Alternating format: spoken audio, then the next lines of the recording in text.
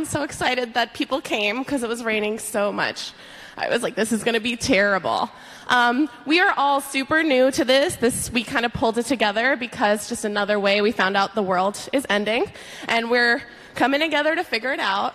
The flow of today is kind of going to be like a podcast in the sense that it's very natural and free-flowing, and I'm not going to be shaving my legs over the course of the tour. So without further ado, we are going to bring up our amazing panelists who are coming over here. But I want to thank all of you truly. These are the rooms where things happen. This is how we come together. We need individual action to build to collective power, and it starts right now. So, live from New York, it's reproductive rights. There you go.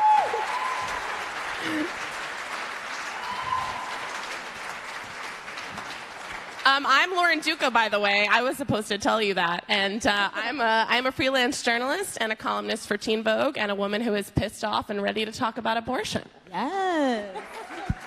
Big hand for Lauren, everybody. Hi, I'm Jess Morales-Ricchetto. I'm the political director at the National Domestic Workers Alliance and the head of the campaign to end family separation, the crisis at the border separating children from their parents.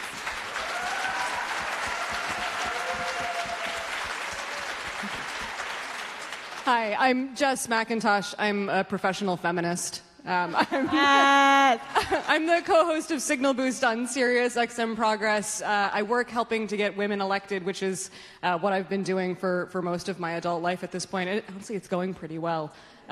We need more, though.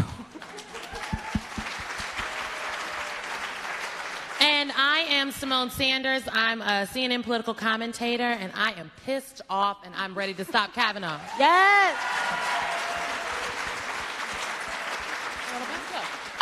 So I think to start things off, we're going to, talk about what does this look like? Because we're hearing a lot of things, and we're hearing that both Roe is not going to be overturned and that we're not organizing enough to prevent it from being overturned. So true to form, I guess we're in a double bind situation of doing everything wrong. I think that, and not doing enough of it. And not doing enough of it wrong either. Yes, most definitely. I think that what I would love to centralize is, first of all, there is a real risk of Roe being overturned. We have the numbers, we have the records, we have the information to have no reason to doubt this. But even if it isn't, Roe is a convenient way to think about a right, but we need to figure out real access, and even just the legal right and the technicality is barely enough. And this isn't just about fighting to save Roe. This is about pushing the pendulum back twice as hard to make sure that there is an actual choice. This is about buffing against states blocking these things, making sure women actually have the option, have the finances to get to the 1.5 abortion clinic in their state. Things are on fire right now. This is a dumpster fire situation, and we don't have to just cling on to the measly little rights we already have. We are going to push back twice as hard. And it starts with fighting him. And I wonder if we can talk about, maybe we can make the case for what information we have about how he will work to overturn this, perhaps starting with the Jane Doe case. Yeah, so I don't know. Are folks familiar with the Jane Doe case? So just in general, I like to pretend everyone knows nothing. So we all have to start from the same point. But there was a case where a young woman who was detained, which we can talk about that. But basically, she wanted her right to get an abortion. Everything was in place for her to have the abortion that she wanted, because it is, in fact, her body, her vagina, her uterus, and everything else. And the court intervened, and basically Judge Kavanaugh was one of the folks in the D.C. District Court that noted, actually, I don't think she has bodily autonomy, and she should not be allowed access to an abortion. Luckily, Judge Kavanaugh wasn't the only judge on the court, and he was, in fact, overruled, and she was in fact allowed to get her abortion. But one, I think it's still crazy to me that we are living in a time where we have to go to court for someone else to give us permission about what we can do with our bodies. And for anyone that's wondering, for people that are saying, that are telling you that this is false outrage about Roe, it's not. Judge Kavanaugh is on record time after time after in many different spaces and places in various ways, some ways we haven't even seen because we don't have his records, about how he feels about Roe, about stare decisis, about how he thinks that Roe v. Wade is not asked and answered. It is something that could potentially be on the chopping block. And he was on a list of judges that noted that they didn't get on the list unless they said they would overturn Roe. So I don't understand why we're being gaslit. I understand why we're being gaslit. Tell me why, Jess. Why are we being gaslit? Because we're powerful as hell when we're mad, so it's way easier to make sure that we don't know the stakes and that we're not fighting. So I'm so glad that everybody's here and willing to hang out with us in this August afternoon. Like, if you're in this room right now, you have to understand that you're the center of the resistance. You are the people who are going to do the most work. And we need you very, very badly. Simone is absolutely right. We know where this guy stands, and we are going to hear over and over again that we do not. Don't listen to any of that. When he sits in those confirmation hearings starting September 4th, he's going to say over and over again that Roe v. Wade is precedent. Which he had to respect as a lower district judge. Right. It's wordplay. Right. It's not, but he's still going to work to overturn or gut it as soon as he gets in. Remember back when conservatives were a little iffy about Donald Trump? Like, he doesn't really have the whole family values thing down real hard. The way that he won them over was with this list of justices. That was what he did. He promised them one of these people. Brett Kavanaugh was on that list. That's how he won over the religious right. We know exactly what's going to happen if he sits on that court, which is why we have to stop it, and we can. That's the second lie that you're going to hear, is that there's nothing we can do. Brett Kavanaugh has lower numbers than any Supreme Court justice who has ever been nominated, which includes Bork and Harriet Miers. Neither one of those people sit on the court today because we stopped them, and we have to do it again. And I think we know what can happen when a president puts up a judicial nominee that the American people don't support. I don't know if any of you remember the name Merrick Garland, who should actually be sitting on the Supreme Court right now. But what happened there is the right got together and did everything they could to stop that Supreme Court nominee. And that's what we have to do right now. We have to get together and make as much noise as possible. They're going to tell you that we can't do anything about the Supreme Court, that the Supreme Court has to be impartial, and so they won't listen. And maybe that's true. I'm not sure that... I'm actually fairly certain that Brett Kavanaugh is not an impartial voice. But... your senators absolutely have to listen to you, and they can do a lot to slow down these confirmation hearings, to make sure it never actually comes up for a vote. But we already know around a host of issues that the only way we have been able to stop them is if we have made a lot of ruckus, if we have gotten really, really rowdy. And in this particular moment, what we are talking about, and this is not hyperbole, is women's lives. Women will die if Roe v. Wade is overturned. Can we?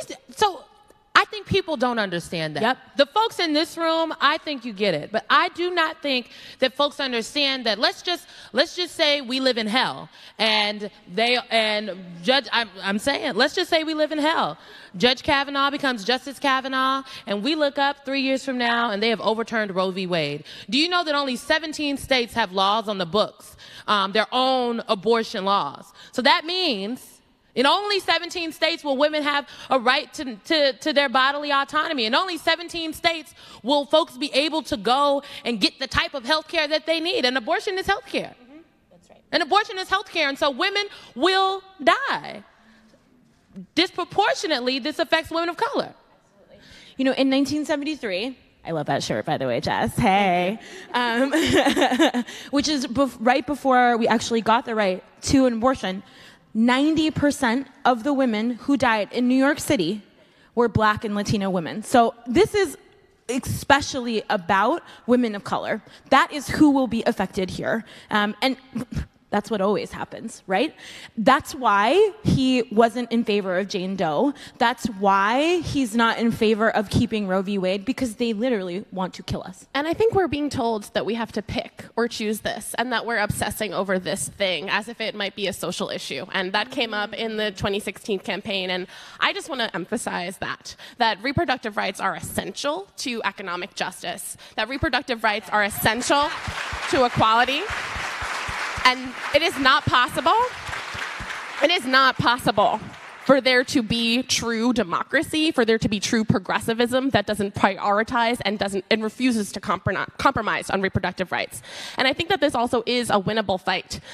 We have so much energy, and I think that the idea is we can't emphasize enough. We are the ones we've been waiting for. You make sure you are active, get your friends active. It's on us. And the coverage of this movement has, from the start, been tepid and embarrassing, frankly. I mean, if you look at what the Women's March looked like, where we have the numbers, we have 5 million people coming out across the country, and the CNN cry-on is, movement or moment? Fucking movement. Movement. And I think we can look back to what this looks like historically, and there was 1,500 people throwing crap at Nixon's motorcade, and it was only in October of that year that 2 million people came out to protest the war when the anti-war movement started to look seriously. We already had 5 million. So keep going. We have the numbers, we have the people power, and this is a winnable fight. Yes. And I think now we're going to cue a video. We're going to cue a video from Planned Parenthood.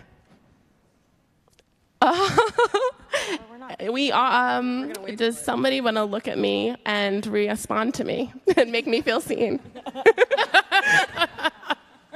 While we're waiting, I just want to talk about other things, because it's not just abortion, actually. He's basically been the lawyer for when the right needed somebody to clean up their messes. So I actually was surprised. I didn't know that I could be surprised about how bad they were, but I really was, which is that he actually lied under oath about his involvement in torture in Guantanamo, which is just...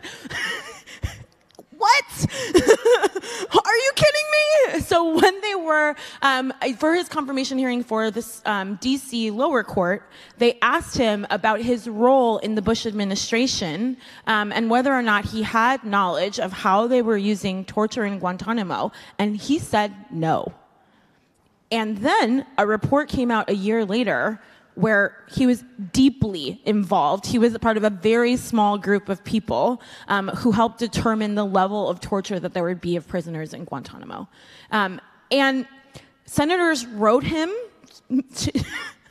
hey, did you lie under oath? No response. Which is problematic, which is not how this is supposed to go. So folks, y'all, I just want to be really clear. The house is on fire, and some people are still looking for the keys to walk through the front door. What we have to do is be willing to bust open that window and go in there and save ourselves. That is what we are doing. That is why this should not be an issue. Judge Kavanaugh shouldn't even be a conversation. I want to put a point in what Jess said, and are we dimming? Is this happening? We might have a video. Do we have a video? Okay, then I'm going to... I care about Roe v. Wade. Roe versus Wade because I want to have the choice as to whether I'm going to be a mother or not. Roe v. Wade means a lot to me because it is not a government's right to institute any demand or any law on our own bodies. I was very grateful and am always grateful that abortion is legalized and needs to stay legal for everybody, regardless of where you're from, who you are, all of that. Our doctor recommended that I have a termination. It was the most horrible, gut-wrenching time in our lives. My husband and I desperately wanted our twins. And it was crushing to find out that they were not going to live, and then even more crushing to find out that society was going to treat me like a criminal for wanting to save my own life. They said if I hadn't been in the hospital at that moment in time that my daughter and I would have died. I couldn't risk having another baby because I couldn't risk letting my current child be alone with no one to help take care of her. The reality is we will always have abortion. The question is whether that abortion will be safe and whether it will be legal. The most harm would come from overturning Roe v. Wade because abortions will not disappear. They will just get more dangerous. Roe v. Wade means I and all of the other women in the U.S. get to keep their rights, their health, and their safety. I stand with Roe v. Wade, and you should too.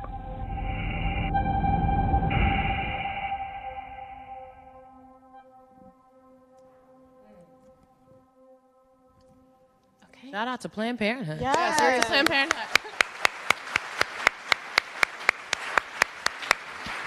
So in this next segment now, we're going to hear some real stories, and Jess and Simone are going to lead the way for us. Sure. So that was amazing. And I think what's so powerful about it is that we never hear those voices. We talk a lot about Roe v. Wade as a legal decision and not as an intensely personal one. It has been historically difficult in public to talk about abortion because it's a dangerous thing to do, to stand up and speak frankly about one's own experience with abortion, despite the fact that everybody in this room knows somebody very intimately who has had one. And it is one of the most common medical procedures in the country. But it's scary to stand up and talk about it. And that silence allows the other side to demonize and to create a caricature of the woman who seeks an abortion. 65% of people who have abortions are mothers. It's an economic decision that's made for a family. It is a family decision often, and it's not something to be ashamed of.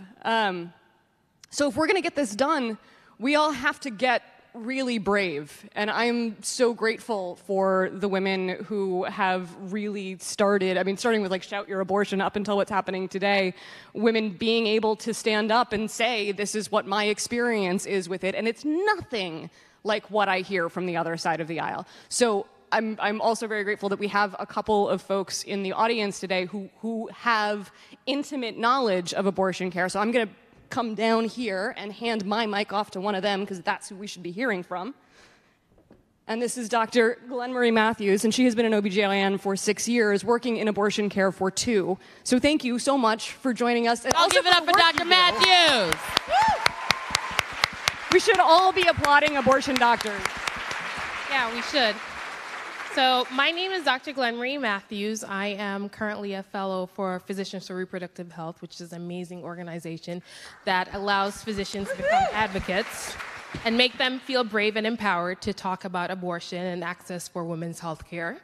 And as an OBGYN, I currently practice in the Bronx, and I provide GYN care such as giving a pap smear, STD screening, abortion, contraception. I'm also specialized in family planning, so I do a lot of contraception and abortion, but I also deliver babies and do prenatal care, so I do the full spectrum of OBGYN. As a woman of color and an immigrant woman of color, I became an abortion provider because I thought that it was important, and I believe that it's important, that women should have the right to make whatever decisions they need with dignity and with respect, and that women of all race and ethnicity should have the right to equal health care.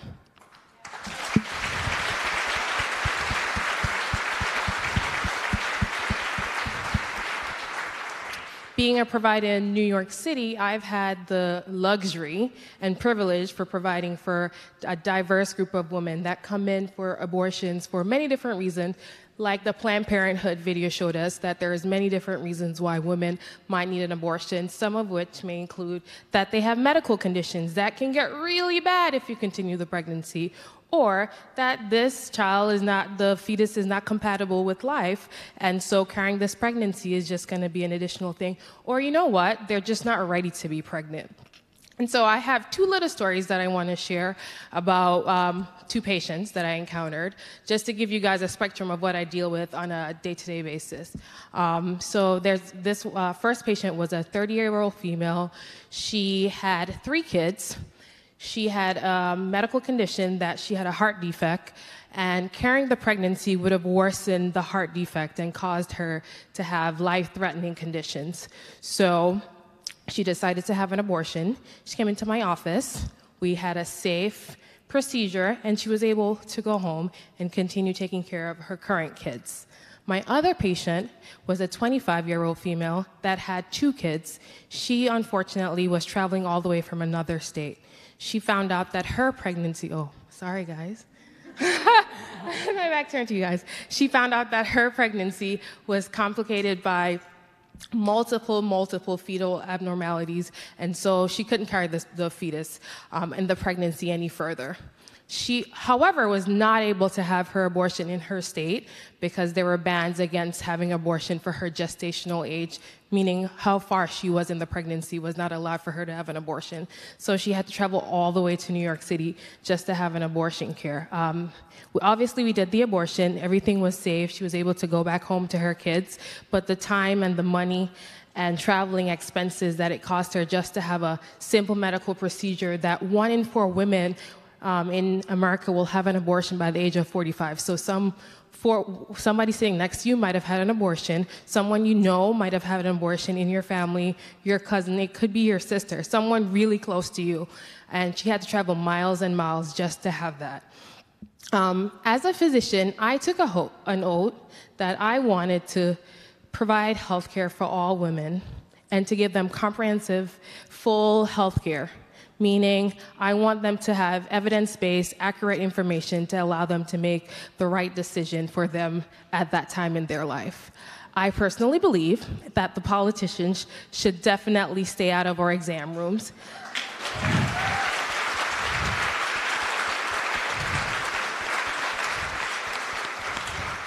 And really just allow the patients to make their own decision, because it's your body, it's your choice. And there are multiple people like us here that are willing to support you, and I'm always going to be an abortion provider, whether Roe is here or not. I'm willing to stand for what I believe in.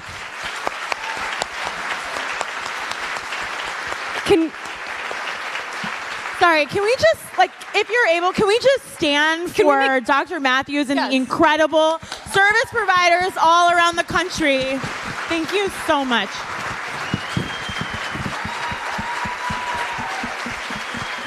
I don't know if y'all heard Dr. Matthews, but she said, look, whether Roe is here or not, I am going to stand here and stand in the gap for women. So we appreciate you, Dr. Matthews. Yes. The next person that's going to share her story is Clara. Y'all give it up for Clara.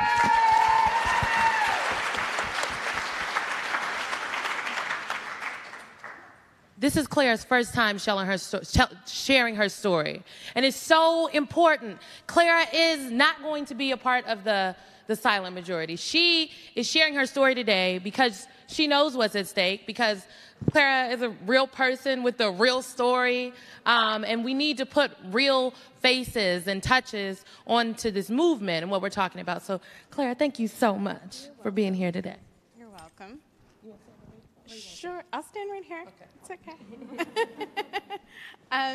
Yeah, I have to tell my story because I do live in New York. I'm a voting New Yorker. And luckily, my senators always vote against these Republican crimes. And they always stand on the side of women's rights and always, it's protected in New York State to get an abortion. But my story is that I've had 2 abortions, which really makes me a criminal. And the first one I had when I was 24, and I knew that just wasn't for me. I needed to go to grad school. I had lots of things to do. But my second one, when I was 34, I was not nearly as sure about things and not nearly as sure about what I needed to do. And I was with someone who made it very clear that they did not want to be a father, and I didn't want to force a life onto someone that didn't want to be a part of it, and then they would have all these issues further down the road. But it was really wonderful to be able to walk into Bleecker Street and have people to help me talk through this, help me understand that I have the right to choose, that it's not going to end me. I was able to get into therapy as a result of Planned Parenthood. And I started a contraceptive because for the first time, someone sat down with me. They showed me a full list of what your contraceptive options are. And, they made me feel safe and secure, and that, as a woman of color, I looked around and I only saw other people that looked like me, but there wasn't enough people to tell me that. I know lots of women of color that have had abortions, but no one's going to be the one to tell me it's okay. One of my really good friends who I knew had an abortion when she was very younger tried to tell me it was a bad idea. So I think it's really important to be able to speak up about this because it's so important for our lives. It's so important for our justice. It's so important for our communities to be able to know that it's okay and it's an option you can make whether you have kids or whether you don't, and whether you just need a little while longer to sort things out.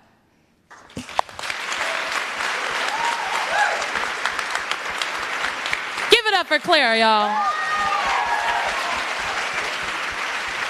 Can I make a point about Bleecker Street? I want to talk for a second about Bleecker Street. That was my primary care physician, that Planned Parenthood on Bleecker Street, for most of my teenage and early 20s years because I didn't want to go to the NYU Medical Center. The doctors were like my age. It was not a good scene. But on Bleecker Street, it was the easiest, most comfortable place to go. I think I got my allergy meds prescribed there. I certainly got all my birth control needs met there.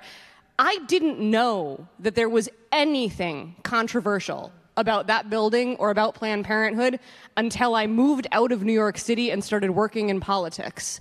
It blew my mind. I started hearing about clinic escorts. I started hearing about the protests, and that was just so not my experience. And I was devastated for girls and women who didn't grow up with Bleecker Street. It was the easiest, best, simplest, no shame thing to have, men and women, and so I started working in politics, and I started working for Emily's List, which elects pro-choice women.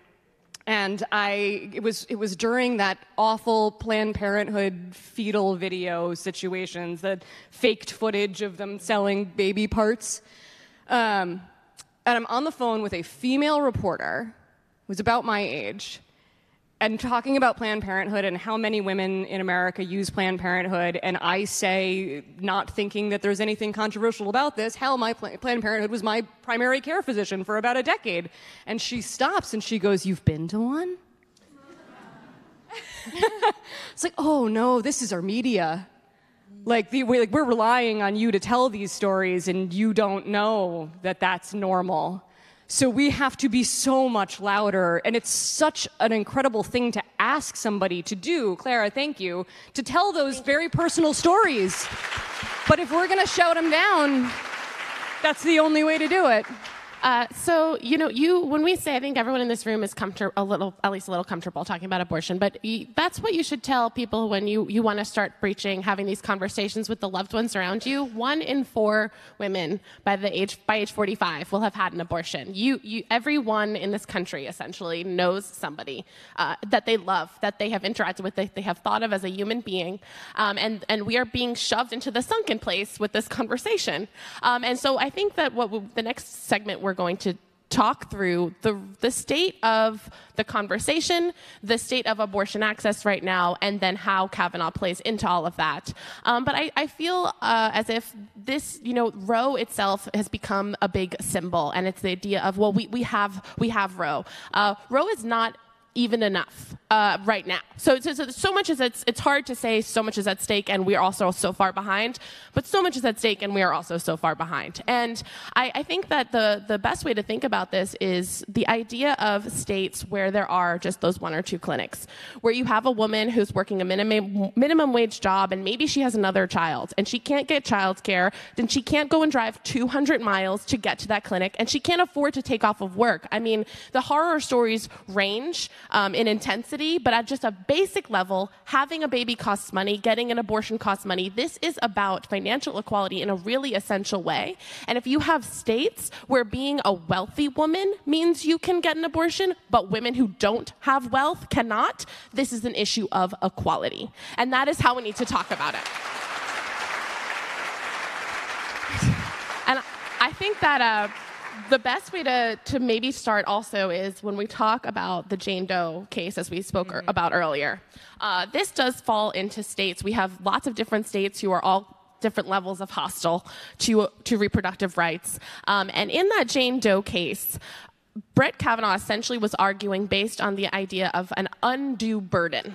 So his entire argument for attempting to block Jane Doe's abortion was about having the state placing an undue burden on the person seeking an abortion. That argument can apply to so many of the sticky situations we're seeing across the country. And maybe we can talk a little bit about how this happens at a more granular state-by-state level. I don't think we all have to be perfectly versed in that, but that's where this really kicks in, where even if Roe doesn't even come up in the next year, which it will, and that is at stake, how does this start chipping away and deteriorating the few rights and the little reproductive access we have right now? Yeah, abortion is legal in name only in tons of states across this country, and there are there are giant states like Texas where you have to drive 10 hours to get to the clinic that you need, and then if you add the additional burden of having to wait a day or come back for a second appointment, or these little chipping away things that people, because they don't see the people having these procedures as people, they don't take into the full account the fact that you've just asked somebody to take 3 days off of work for a perfectly common medical procedure. Which also then I think there's a level of the way the morality crap has entered this, of making women have informed consent, is another one of those little nitpicky things. As if a woman can't be a full enough human being to have made this decision about her body. I mean, the Jane Doe example, she's suing the government. She knows what she wants. Like, she's made a decision. That's a decision. You know, one of the other, I think, completely scary things is that Kavanaugh has actually come out and said that he believes a woman's employer should be able to make decisions for her about her medical choices. Yeah, right? How many of you have a male boss? How many of you who are female identifying out there have a male boss? Raise your hand. Do you trust that person to make medical choices for you? No. I heard he's a dipshit. They're just talking about medical choices for women. Nowhere are we ever having conversations about making medical choices for men. Nowhere are we talking about regulating the penises and everything else. We are only talking about women. I think the point about that, how in some places, while yes, abortion may be legal, the provider that can provide that abortion may be very far away. I think it's also important that we draw the lines for people. Okay, let's say Roe does not come up. If Judge Kavanaugh is confirmed, there are a litany of cases right now that could potentially make their way to the Supreme Court. A litany of cases. We just saw one, I think, maybe a month ago. And so it's not... Roe, I think, is the overarching umbrella through which we are unfortunately fighting to be seen and to be heard in our own healthcare conversation. But it is very important to not let folks gaslight you and trick you into believing that it's just Roe, because it's Roe and so much more. Including the ACA. Right. And our ability to get any kind of health care. Yeah, no, I think the chipping away is a strategy, and it's a strategy that's been employed since Casey versus Planned Parenthood, where they introduced the undue burden requirement. And folks were concerned when that one came out, even though it upheld Roe. That was the first, honest to God, nail-biter moment we might lose Roe with this decision. And it came back and it upheld Roe, but it introduced this idea that you could put restrictions on it as long as it didn't cause an undue burden. What that meant right away was that the right started testing it. So that's how we started to get trap laws and saying things like an abortion clinic had to be a de facto hospital, and a provider had to have hospital admitting procedures, and a woman had to have the invasive ultrasound. All of these things were testing, trying to get up to the Supreme Court. So now, if we split the 5-4 vote on the Supreme Court, we will not only have the most conservative Supreme Court we have ever had in history. When those tests make their way through the system, and they're already happening now, that will start to undermine our larger structure. So it's not just Roe v. Wade is going to come up and get overturned. It's going to be more insidious than that, and it's going to be harder to see. And they're banking on that. That's a part of their strategy. It makes it harder for us to follow it. So just don't get gaslighted, don't get distracted, understand that this, I mean, how conservative this court is. So the last time there was a piece in Casey Planned Parenthood where they were arguing that a woman needed to have the consent of her husband to have an abortion. Obviously, that's problematic for a whole ton of reasons. But that ain't right. No, I mean, it actually makes more legal sense, like, not to have abortion be legal than to have a woman have to get a permission slip from her husband to do it. It's just mind-boggling. But because we live in the Handmaid's Tale, right? Samuel. So they struck that down. Like, everybody was on board with that, except for one guy, and it was Samuel Alito, who is currently on the Supreme Court. So this is the kind of conservative model that we're getting in these justices, and there is no freaking chance that Donald Trump has decided to go moderate. So we know damn well what Brett Kavanaugh is going to do. He's going to join Clarence Thomas and Samuel Alito and Neil Gorsuch and Justice Roberts, and they're going to take away our rights, which is why we have to stop him from getting there. You know, I think, big ups to Jess. The other thing I want to make sure to say is maybe you've forgotten, but a Supreme Court appointment is a lifetime appointment. Yeah. And that, he's not old. He's young. Yeah, he's not old.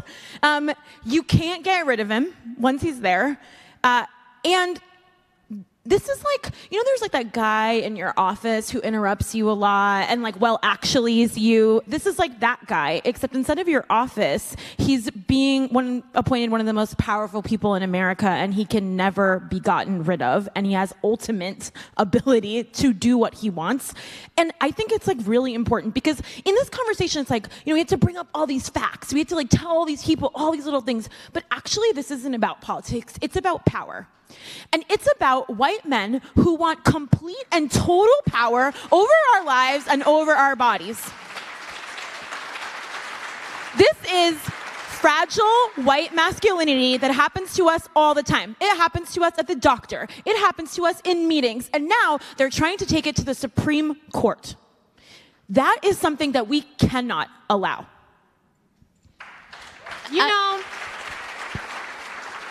just makes his point. I think everyone recently saw Beyonce's Vogue cover, right? Like, yes. I don't know if you know, but if Beyonce's you haven't, on the get your whole life. Yes, please. Beyonce is on the September 2018 cover of Vogue, looking flawless, if I may say so myself. But Beyonce also does an interview in her own words in that Vogue interview, and she talks about how when she, much like Serena Williams, had complications with her pregnancy and almost died. She had toxemia. She was carrying twins. She had a very tough pregnancy. I think people remember Serena Williams. She wrote a CNN.com op-ed about her trouble with her pregnancy, how she also almost died. Women of color in this country are dying in the attempt to to have children. And the fact that when women of color go to the doctor and, you know, folks tell us that we are making up our pain, that it's not what we think it is, that these are all, these microaggressions in the doctor's office are things that contribute to someone like Serena Williams or Beyonce, who I'm sure has access to some of the best health care in the world, nearly losing their lives. So think about if it's not Beyonce or Serena Williams, but, you know, it's Ashley, who works 40, 50, 60 hours a week, goes to school, still is struggling to make enough money to pay all her bills, doesn't have time to regularly go to the doctor, goes in, tries to have a conversation about her health care, and she doesn't have the opportunity because of where she lives to go to a Planned Parenthood, to go to somewhere like Bleecker Street. And she gets a doctor or a provider that's not like Dr. Matthews, someone that tries to tell her that what she's thinking is wrong and trying to steer her in a different direction. Like, this is what's happening every day in this country, like to women in general, but especially to women of color. And that is what's at stake with Judge Kavanaugh. And I think, hell yeah. The reality is this is about women's power. What does it mean that women make life? Okay? And this is about regulating our power to make life. And does come down to that. And there's so much napalm in this conversation. We are not going to take questions, but sorry. There is so much napalm in this conversation. And ultimately, it comes down to restricting women's ability to make choices. And what we need to understand also, though, is our agency as citizens. We are not subjects of the law. We make the law. This is a motherfucking democracy.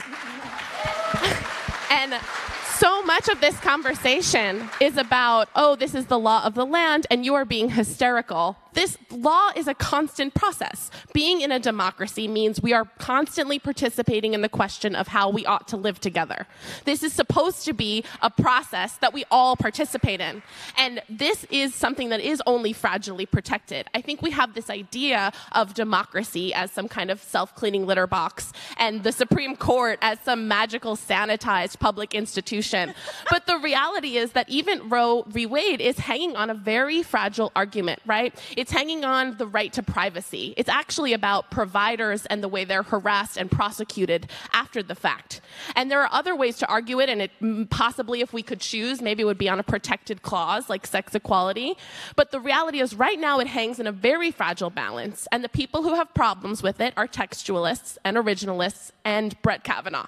And so we need to all be participating in this. This is fragile, and this is something that we are fighting for, and it is absolutely at the level of urgency where this has to happen right now. You know, the other thing, just clap, just constant claps. Okay. You know, I'm really glad that you said it's about who follows the law, because I think it's actually really important to say we have a president and an administration who believe that they are above the law. So what they're actually saying is the law only applies to women. The law only applies to black women. The law only applies to Latino women. The law only applies to poor women, but it would never apply to us. We should be allowed to make as much money as possible in the government, even though that's against the law. We should be allowed to put babies in jails, in immigrant detention indefinitely, and families, because those people are not equal to us. We should be allowed to put our family members in the White House and meet with foreign agents all around the country. We should be able to take elections, but you can't have control of your body and your choices. So this is another of the scariest things about Kavanaugh, and I don't think Donald Trump gives a crap whether Roe is overturned or not. I don't think he has any principles at all. I think what he cares about is the fact that Brett Kavanaugh believes that a president is above the law. Brett Kavanaugh believes that a sitting president should not be indicted, cannot be investigated, cannot any of the work that Mueller is doing right now, Brett Kavanaugh believes is unconstitutional. We do have his writings on that. He has been very vocal about that. That's why Donald Trump wants this particular right-wing extremist on the court, and we can't allow that to happen. I mean, the last point I'll make about that is Brett Kavanaugh thinks that the Supreme Court's decision on Nixon was wrong. Yeah. So, as we all know, Brett Kavanaugh is sort of like a Forrest Gump of 90s controversies. And somebody else you may know from the 90s is here with us. We have a very special guest who is an amazing beacon of goodness and light, and she's going to join us on stage right now. Everyone, Chelsea Clinton. Woo! Give it up for Chelsea Clinton.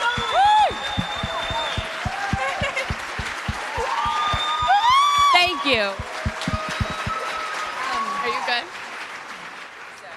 Do you have? I think so. You have a mic test? Okay. So we're just gonna ask Chelsea some questions, but I think she was tagged with all of us because she's coming here, and my God, this woman gets a lot of crap. And I just was wondering if you using your voice as a woman online, just an average person who doesn't hear the things I have been seeing with my virgin eyes in my mentions the past few days, it's hard.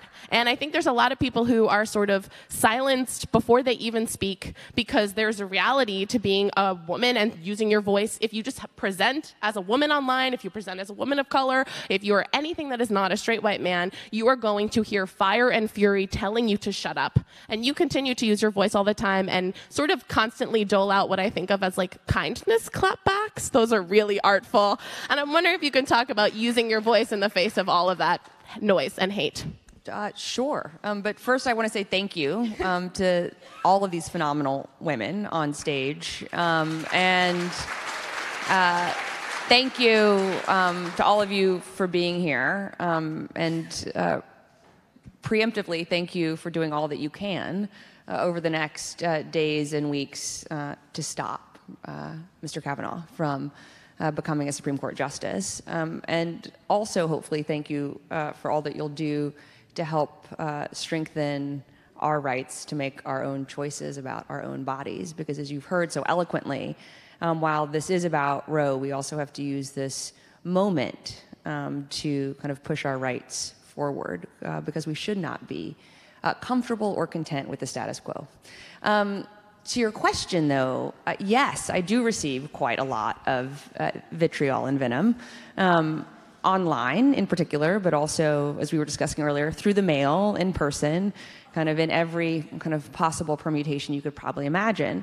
And I realized a long time ago that it's not about me, right? It is about the person who's spewing the venom, because they don't know me, and they have no interest in knowing me. They have an interest in me knowing what they think of whatever caricature they have of me.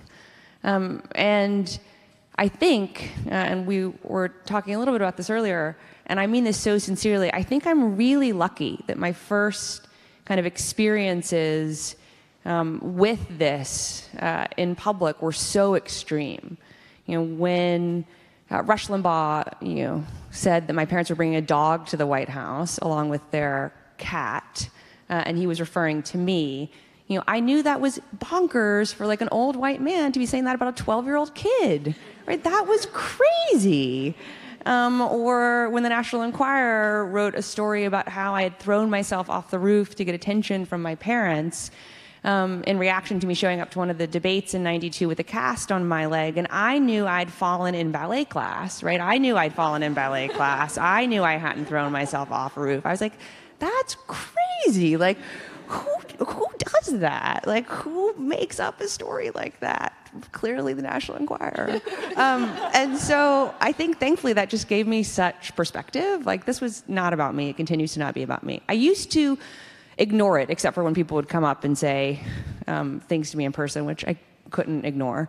But I think that was taken as complicity, or at least kind of complacency. So I can't respond to all of the hate online. That would be a full-time job. But I do think it's important to shine a light on it and to respond with what I truly feel, which is sympathy for something that must be so broken in someone that they say things like, I wish your mother had aborted you. Right? How terrible kind of must that person, or the bot that was programmed by a person, so let's not forget there are people behind the bots, to say something like that. Right? So I feel, I wish them recovery in their heart and their soul. That is incredible. Thank you so much for that beautiful shade. I think that's something we keep talking about. You use your voice in this way, and you understand reproductive rights as essential and not something that can be dismissed as a social issue. Can you tell us your kind of argument for that and what we can carry with us when we're hoping to recruit others in this fight? Well, I really resonate, Lauren, with how you and everyone on the stage has talked about this so far, because whether you kind of fundamentally care about reproductive rights and access, right, because again, these are not the same thing.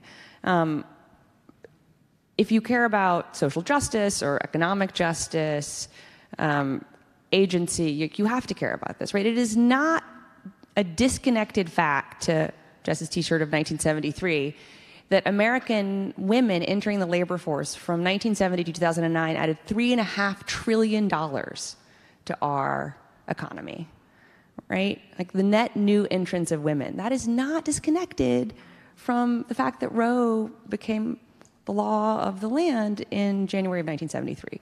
So I think whatever it is that people say they care about, I think you can connect to this issue. Of course, I would hope that they would care about our equal rights and dignity to make our own choices.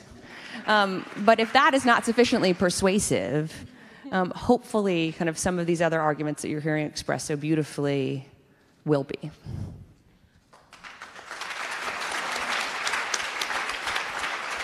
I think there are so many people that might say, oh, well, you know, I'm not a reproductive justice advocate or anything. I'm not here to oppress anybody else's rights, but I'm not an expert in reproductive justice. And I don't think you're necessarily an expert in reproductive justice either. I know I'm not. I think Jess is.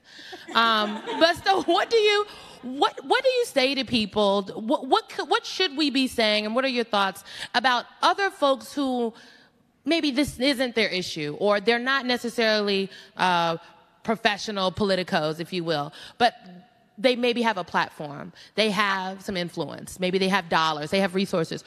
What should we be saying to those folks to encourage them to get into this fight and really just meet them where they are?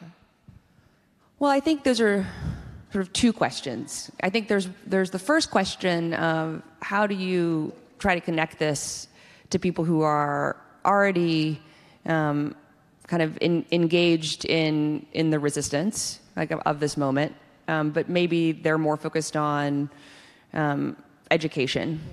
You know, how can we each kind of connect to whatever issue it is that people have already said they care about? And I think we can do that, because I do think this is so fundamentally essential to whatever it is we care about, whether that's kind of equal opportunity, equal agency. I may have a hard time connecting it to climate change, but give me a moment and I'll figure that one out. But I think truly, like, you know, there is a through line to whatever issues kind of have brought us together kind of in this moment to stand up and fight back in whatever ways we can to the kind of collision of incompetence and cruelty and venality that seems to so distinguish this administration and everyone associated with it. I think the second question, though, is how do we connect to still the majority of young people who say they're not going to vote in November? Right? Because I think that's a second question and a really urgent one. And I think there is this sense that Roe isn't really at risk because young people have never lived in a world without Roe, right? Millennials, Generation Z, like, we've never had to live in a world without Roe. And that's why I think the stories, both that we heard so eloquently before from Claire and so powerfully in the Planned Parenthood video, are so important. I also think it's really important for those of us who do have platforms to do everything we can to elevate the stories of women who lived pre-Roe. Because they are painful, and we need to understand that pain and do everything we can to ensure that people have to confront that, because that is what we will go back to, right? Everything that Simone was talking about before is not academic, right? And it's not only about the hundreds of women who died every year, it's about the tens of thousands of women who were left terribly scarred and disabled from back alley abortions or self-induced abortions. We cannot go back, but we will go back if we do not stop Kavanaugh.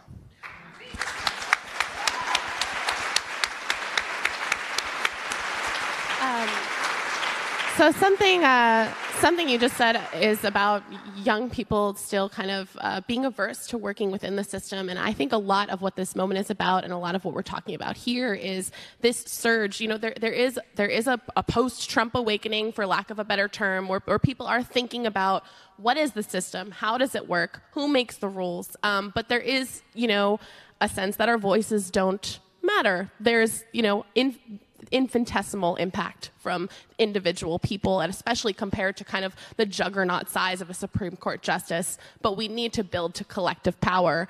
How would you explain kind of to young people who are trying to navigate a new sense of civic participation the purpose and the impact of using that individual action at an incremental level, and then in terms of sustainable redemocratizing change?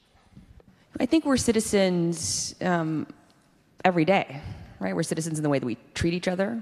We're citizens in the way we listen to each other. And we're also citizens on Election Day, right? So I don't think citizenship like magically only happens, because we live in New York and we have this like crazy electoral system in New York, in June, September, and November, because that's a separate issue. The fact that we don't have, kind of consistent primary voting in New York State. So you're not only a citizen on election day, we are citizens in how we treat each other and also in whether or not we choose to be allies, right? And I think that one of the things that the right has done incredibly well is to constantly remind people of what they expect people to show up for or against, and that there are these social expectations around that. We should be expecting the same of our friends for what we care about. We also should not expect people to continue to have to justify our humanity. Yes. Right? And yet, like, that is the posture in which we're often put, particularly as women, and I think it's particularly true for women of color.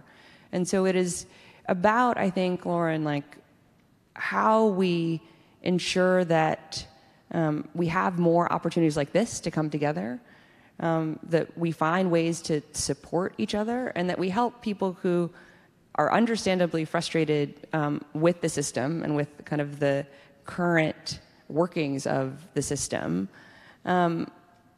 to recognize why it is important to come to events like this, why it's important to talk to their family and friends, and also why it's important to vote.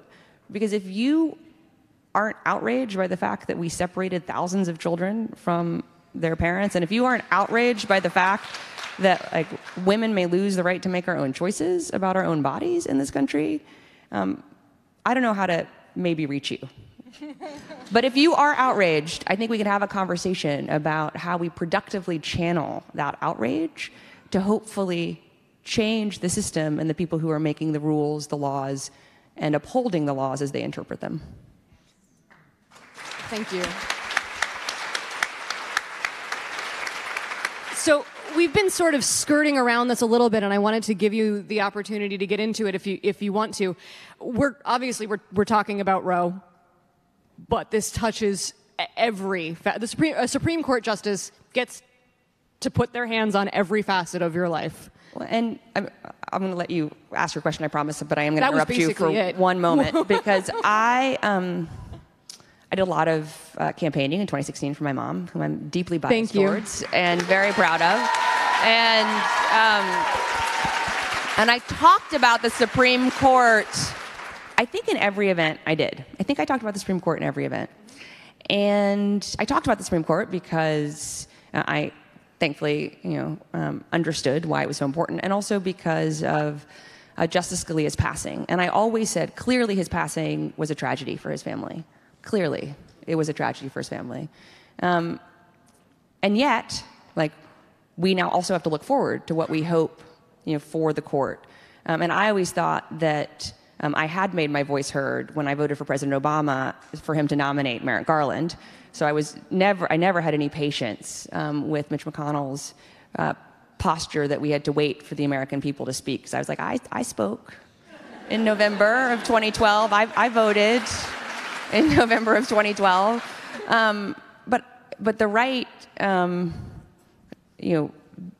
branded me as this heartless creature that was dancing on Justice Scalia's grave. How did I have the temerity to talk about this? It was so, crass and cruel.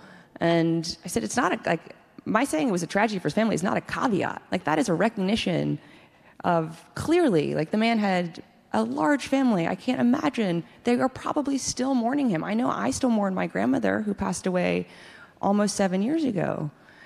And yet we also have to look forward because the Supreme Court touches reproductive rights. It touches what I think are framed in a very unfortunate way as Second Amendment rights instead of our right to protection and safety. It touches climate change, right? All these things. And I also was often branded as not only crass and cruel on one side, but as being hysterical, right? Oh God, she's just being so hysterical, which I think raises a couple of things. One, kind of sexism, the constant framing of women as hysterical.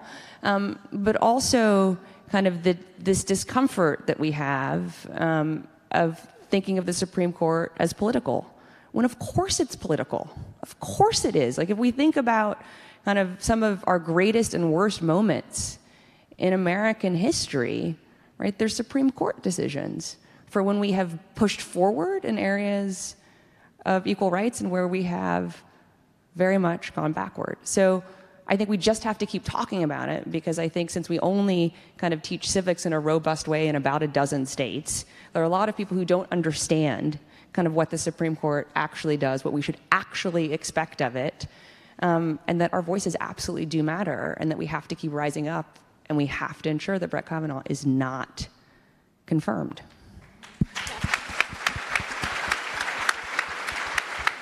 Thank you so much. Let's give one more big round of applause. Thank you so much. And thank you to Planned Parenthood and NARAL and everyone else who's fighting for us. Thank you very much. Yes. All right. Yes. So, our last segment is about what you can do, and I want to piggyback off of what Chelsea was just speaking about, which is the stigma of that which is political, which is nonsense, which we need to push past. I think we have thought about, before there was all of this bluster and chaos and this impossible thing happened and turned out to be quite possible, we thought of politics maybe as something sanitized and vacuum sealed and like meant for men in boat shoes. And it's for everyone. It's for all of us. And, you know, I think that keep having the conversations. You know, when Chelsea's talking about you're a citizen all the time, internalize that and talk to your loved ones and tell them that they are citizens all the time. You know, being a good person and being a good citizen are essentially the same thing. If we're not navigating the question of how we ought to live together, what are we doing?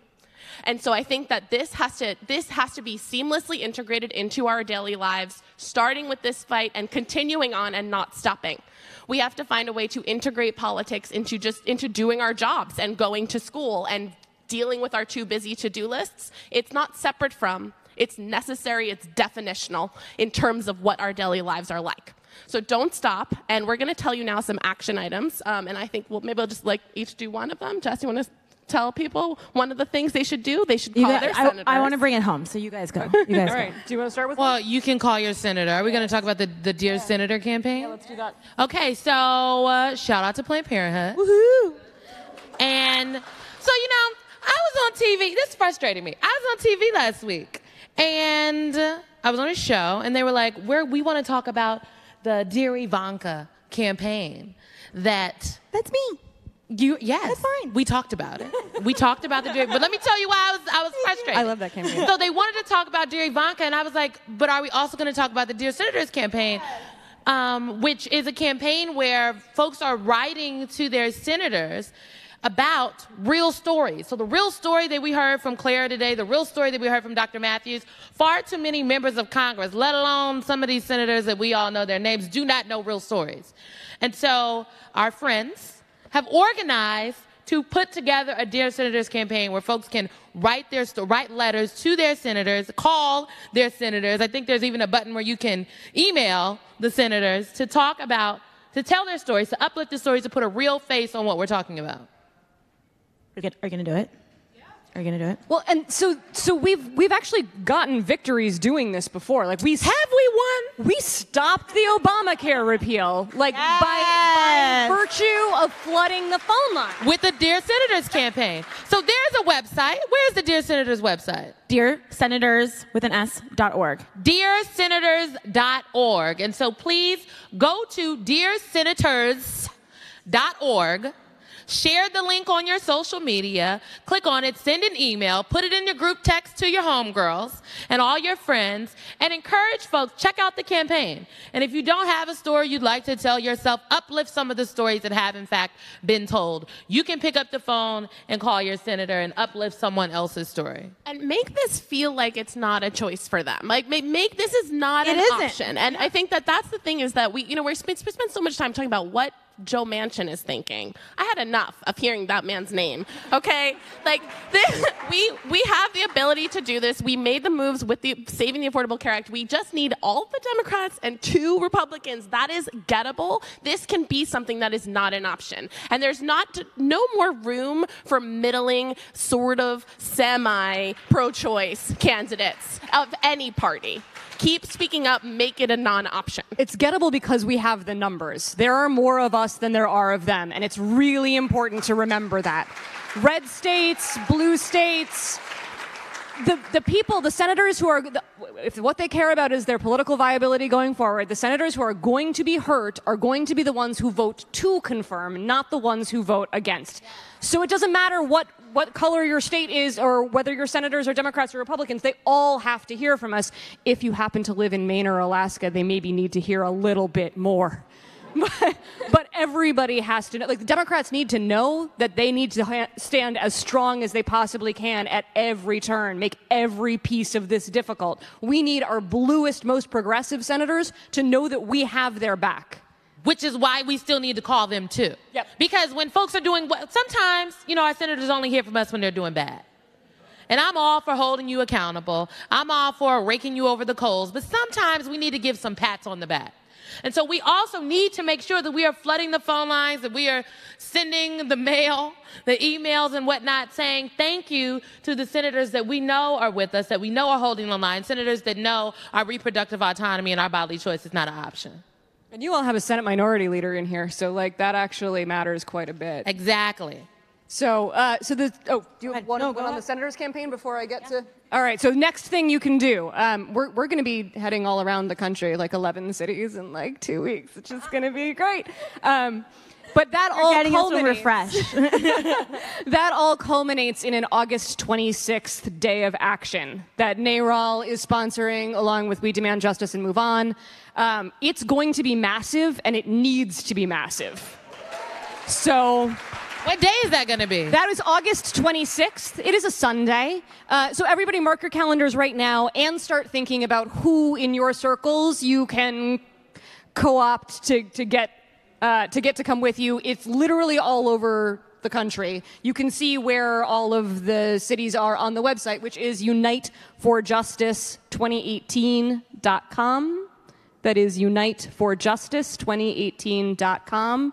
It's in every state. It's growing, and we're building this thing while it's flying. This thing is getting put together lightning fast. So we really need everybody's support. Everybody go, RSVP, bring your friends, make this really loud. They have to see that we have the numbers, and they have to be afraid.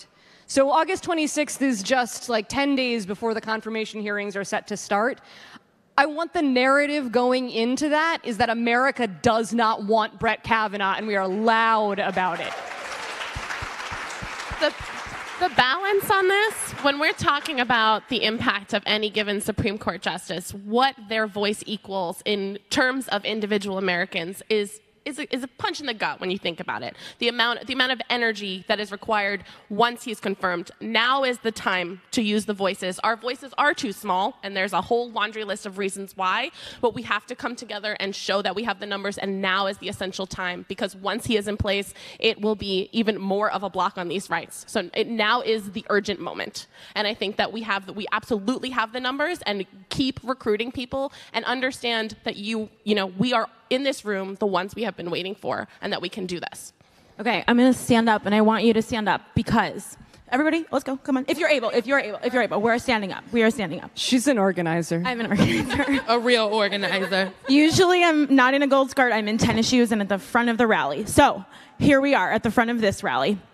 When I was 23 years old, I had an abortion in a Planned Parenthood, and the reason I had an abortion was literally because of math. I had I'm going to cry. I've never told this story before. I had $515 in my checking account, and I put together $495, which is what it costs for a woman living on the poverty line to have an abortion. And 23-year-old me needs you to take action.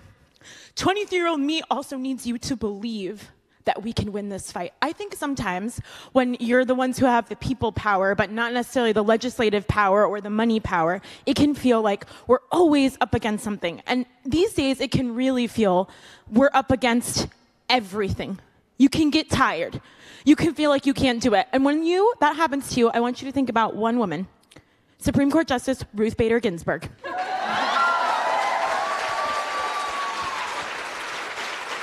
That tiny lady has been fighting for our rights for decades, and she has promised that she will be on the Supreme Court for 5 more years. So if she can go for 5 more years, you can #RiseUpForRoe, tweet about it. Call your senator for 30 seconds every day for the next 10 days and get your butt to something in your city on August 26th. And you can, and this is the most essential part of this, we don't want a moral victory here. We don't want, at the end of this, to be like, well, we didn't make it. He's still the Supreme Court Justice, but we fought really hard. That is not enough. So, I need you to believe in your heart of hearts that we can win this. If you've done this before, please do it with me. Repeat after me. I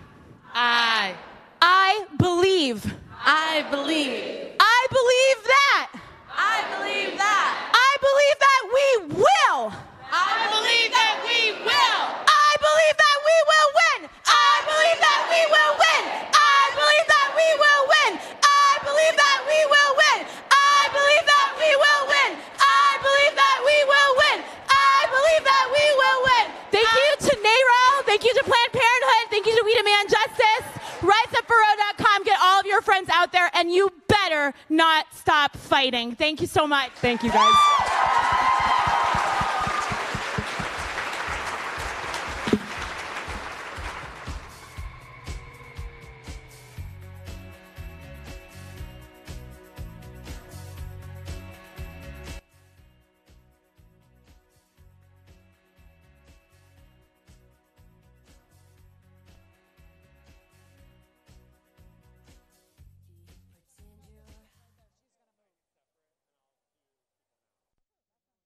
Yes.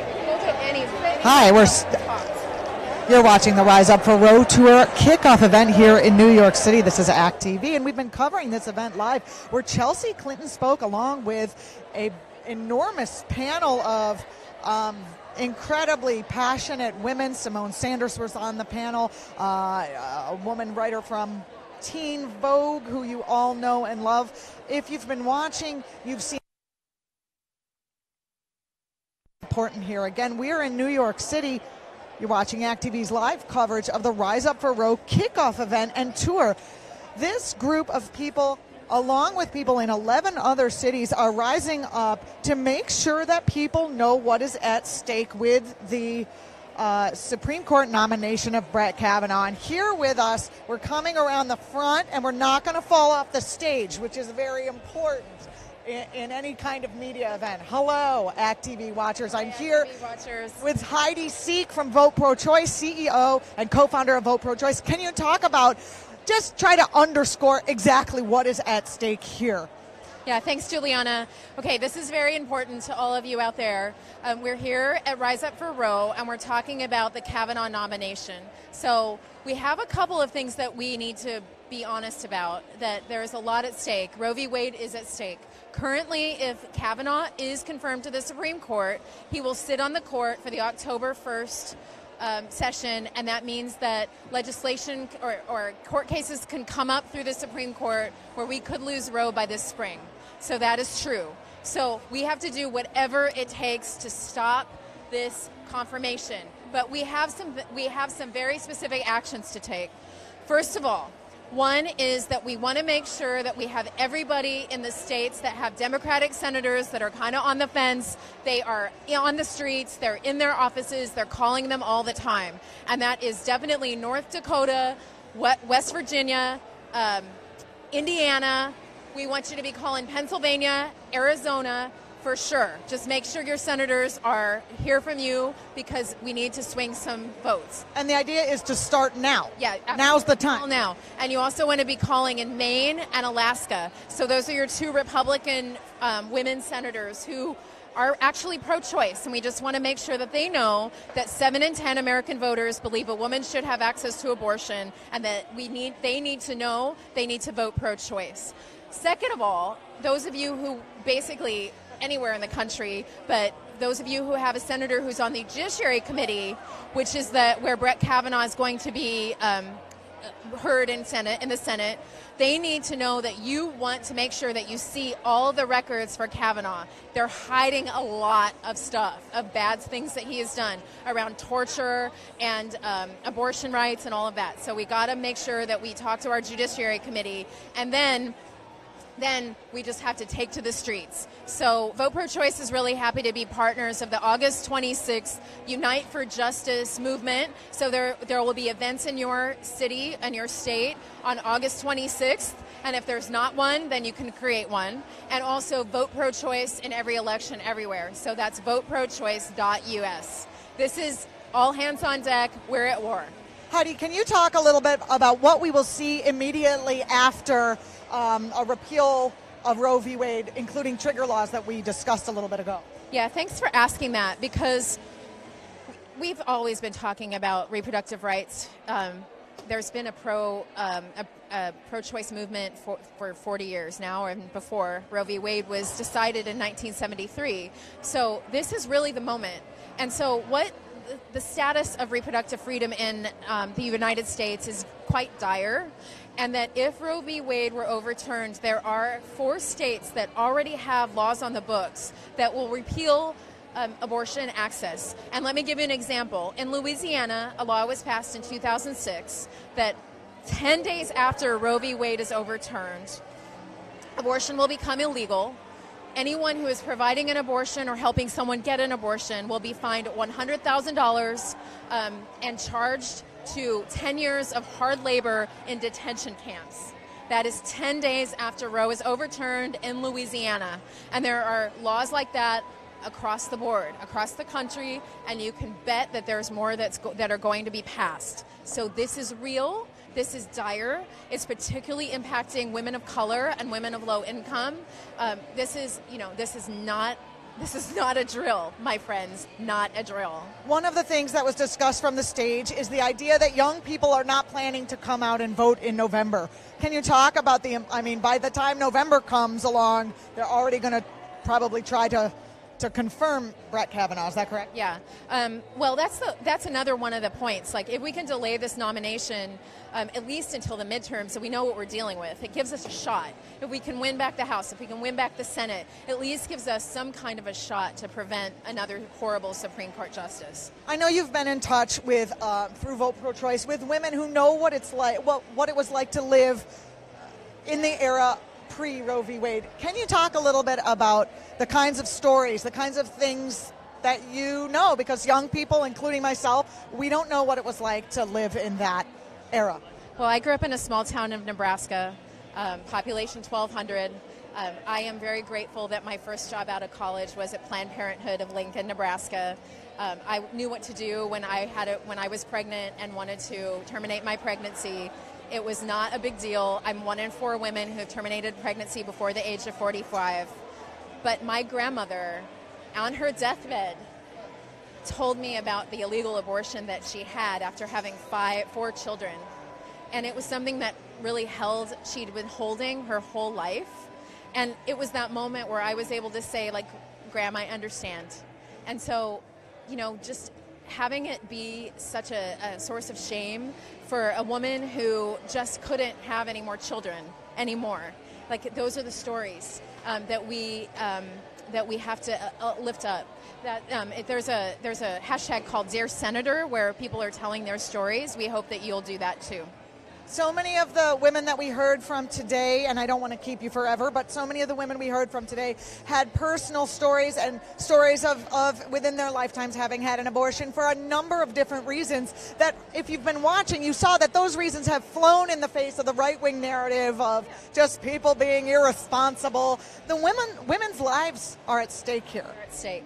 You have to remember, 7 in 10 American voters understand about the issue of reproductive freedom. This is an issue of control and power and freedom. This is not about some moral choice. This is not about promiscuity. This is about control. And we need to really be honest about that. Do we want half the planet to be free? Do we want the women of America to be free? I certainly think we deserve to be free. And reproductive freedom is necessary in order for us to be free. Thank you so much. This is Heidi Seek, co-founder and CEO of Vote Pro Choice. You can find her at Vote Pro Choice. Yes, thank you, Juliana. Thank you so much. I wish we didn't have to be here, but it's nice to be in it together with you. Yes, thank you so much. Thanks so much. Again, you're watching Act TV's live coverage of the Rise Up for Roe tour, which has kicked off here in New York City. The group is going to, I believe, 11 cities to raise awareness about what is at stake if Brett Kavanaugh gets confirmed to the Supreme Court. We have a number of interviews that we're going to try to get at this point in time. So let's see who is next on deck.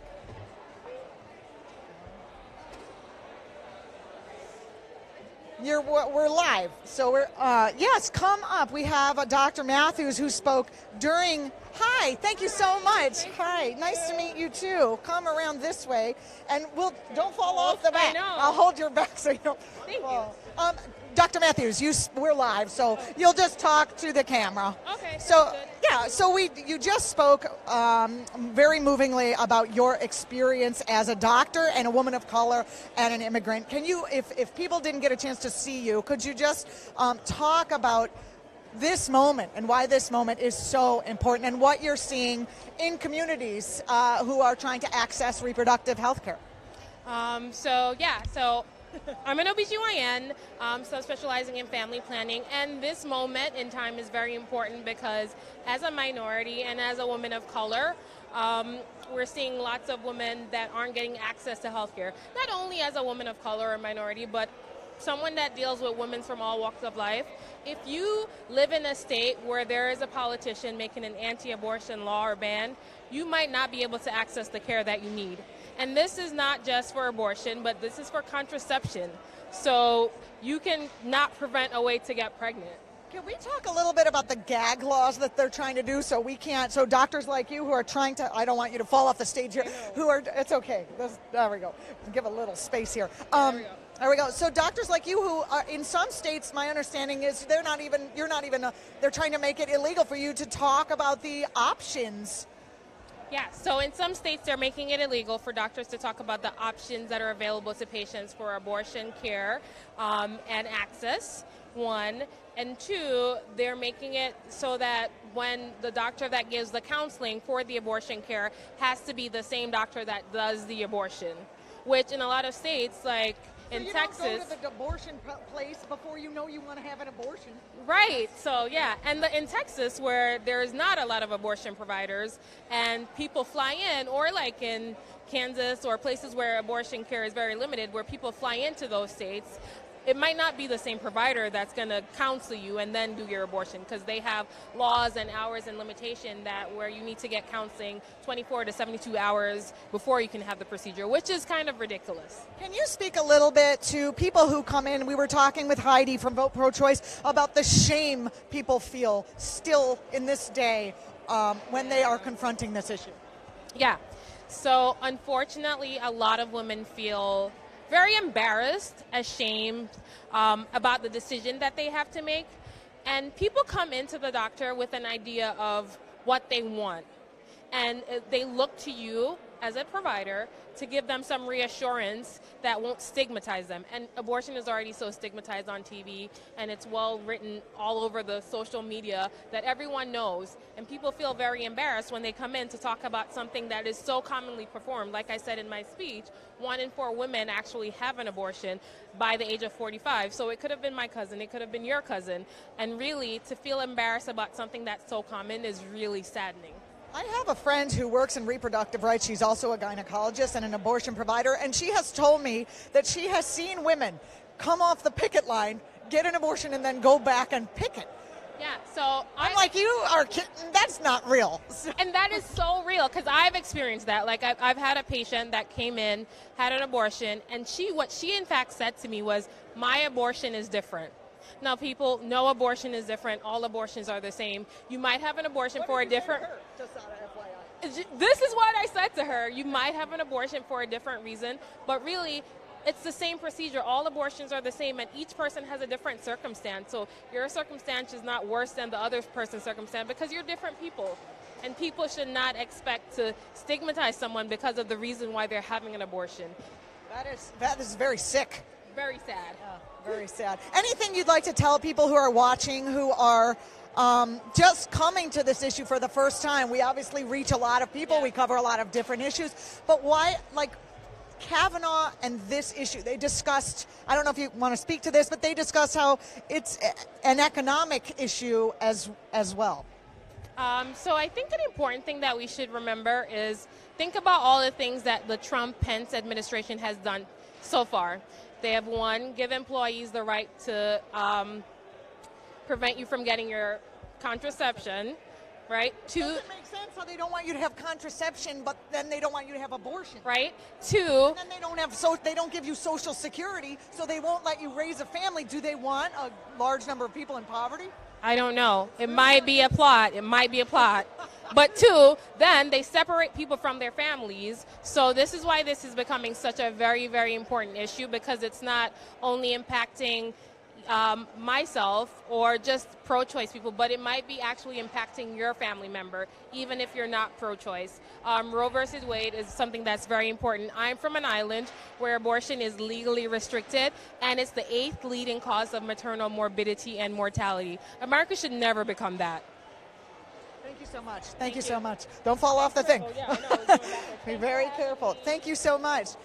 Again, you're watching Act TV. I'm Juliana Forlano. You're watching our live coverage. They're cleaning up here. Chelsea Clinton was here. A number of wonderful people were here. And we have our last interview. You can come right across. It's okay. We're all very casual here.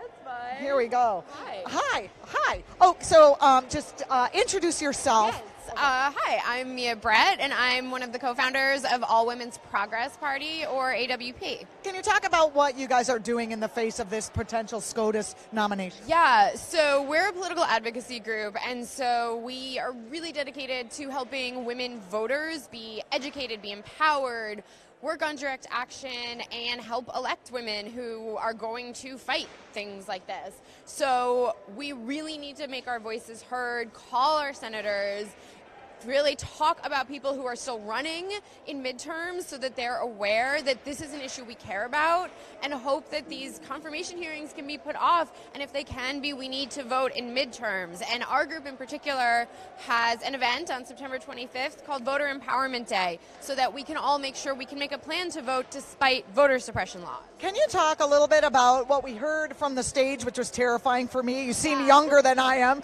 that young people aren't planning to vote in November. And what can we do about that, and what do you know about that? I mean, look, young voters are always the least reliable voting demographic. But what about Parkland and the shootings and the uprising of environmentalism and all the young... I mean, we don't know who's going to vote. We better vote.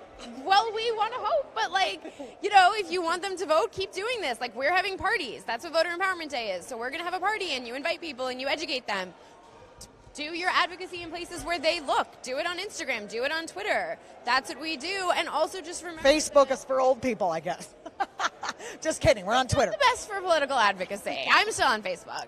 But also don't forget that they're always the least reliable voting demographic. So we can't get hung up on that. If they don't vote, we have millions of other voters. Let me ask you another question. In this particular case, we've been talking about how 1 in 4 women have had abortions. Yeah. That would include Republicans. Yeah. Have you seen in your work, especially around this particular issue, Republican women coming out and contacting their senators, that Republicans aren't just, anti-Roe v. Wade? Yeah, we have Republican women who come out and say things. Ana Navarro is one of the biggest examples of Republican women who say it. There's definitely Republican women who say they're pro-choice. Unfortunately, it doesn't look like Senator Collins, for example, is necessarily going to stick to that. But she says she's pro-choice. So there's definitely... She also says if the people want it, she'll vote with the people. So she really needs to hear people's voice. Yes.